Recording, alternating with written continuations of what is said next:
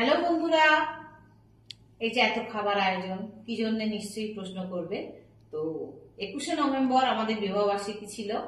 তো ওই দিনকে রাত হয়ে গেছিল, আমাদের রেস্টুরেন্টে খেতে যাওয়া হয়নি। আজকে খেতে যাওয়ার কথা ছিল। আজকে আমি খুব ব্যস্ত ছিলাম, তো আজকে যেতে পারিনি।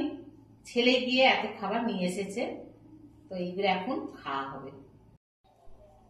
কি কি মেনুতে আছে তোমাদের তাহলে বলে দিই, দেখে নাও।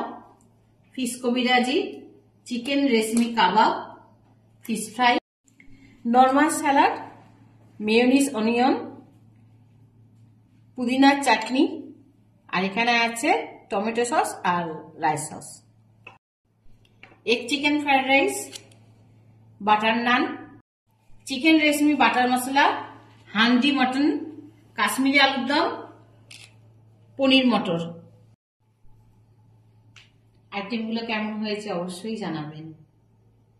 বাই।